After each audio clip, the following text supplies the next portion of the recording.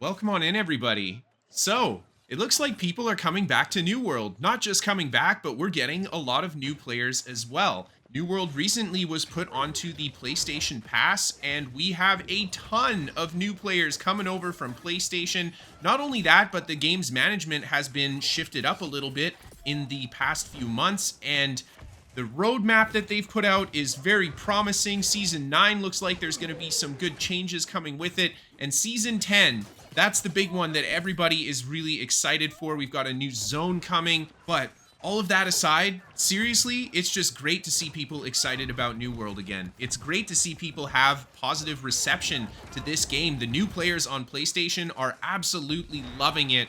So I hope that they stick around because there is a lot more to New World than there was when this game launched. There is a lot more to Endgame than there was a year ago even.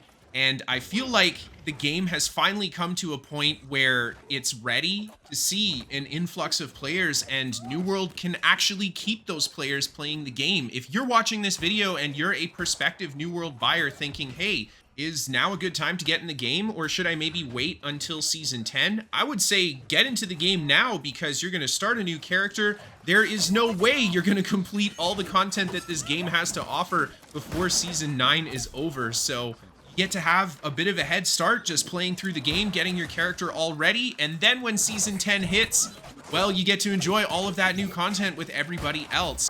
So as someone who has played New World since the betas, covered this game since its launch, I am really happy that the game is in this state right now. You know, I have so much fun playing this game. I'm sure you guys can tell from the PvP footage that I really love playing this game, and it's just so good to have some positive news about New World. Anyhow, let's get into that PvP gameplay. Of course, there are builds linked down below for the variety of different builds that I'm playing in today's video. So if you guys are curious, you can see exactly what I'm running.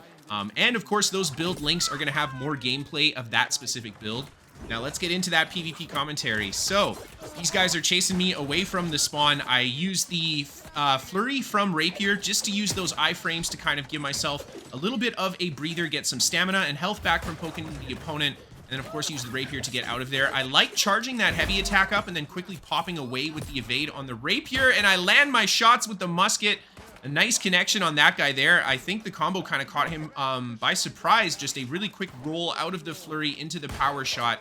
And I managed to take him down. And now it's just me and the one other player who actually chased me around this corner here. And he is playing musket and rapier as well. I'm just throwing traps at him. You guys know I love throwing traps at people. And then we go for the flurry exchange. He does his flurry first and I do mine second. It's always the one who does the flurry last who's going to come out on top of that trade. And yeah, we end up doing a lot of damage to him there and take him down.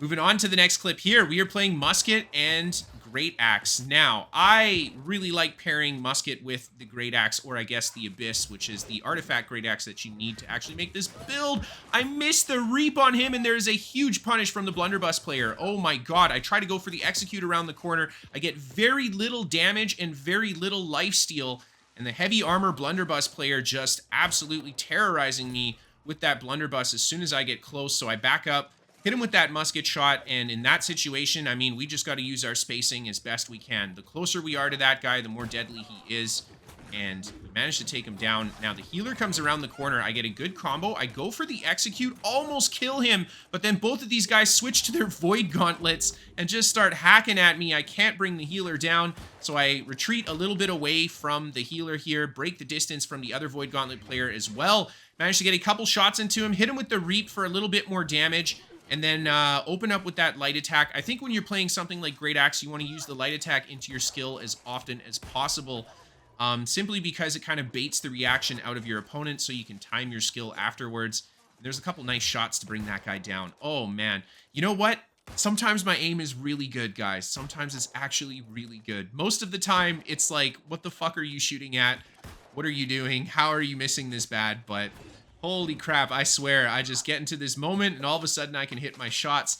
And this guy here is just feeling it. Oh, we missed the power shot to finish him off, but that's okay. We switch to the great axe, go for the reap into the execute, and I think he had no juice left in the tank there to roll. He just eats that and goes down.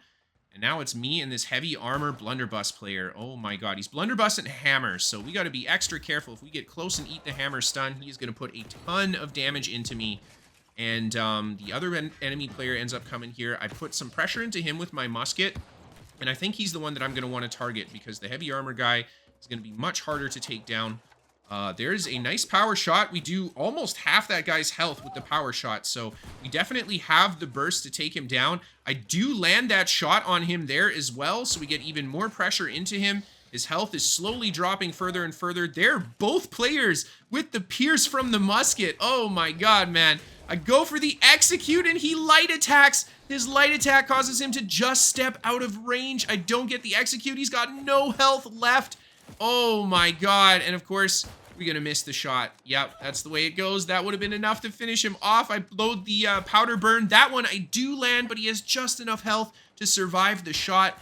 And heavy armor guy right on my tail. Thankfully, though, with the haste we have on this build, he is not going to catch us. And it looks like he's not running the snare, which would be a huge help in his build to try to chase down somebody like me. So, yeah, I can easily get away from him, get on top of that guy with the great axe, and Reap coming in just beautiful there. Now it's me and the heavy armor guy yet again. I throw the trap down, and that's why I love throwing traps, guys. Sometimes you aim the trap properly, people just step right onto it. There's the stun from the hammer. Instead of eating his next attack, I pop my ultimate and I roll out of it because the hammer hits really hard. Seriously, hammer is like one of the hardest hitting weapons in this game. And if I ate that armor breaker, that honestly might have killed me from that point. Anyhow, guys, I'll let you enjoy the rest of this clip. Thank you, everybody, so much for watching. I hope you are also excited about the future of New World like I am. Of course, links down below to the builds if you want to check them out. Have a good one, and I will see you all next time.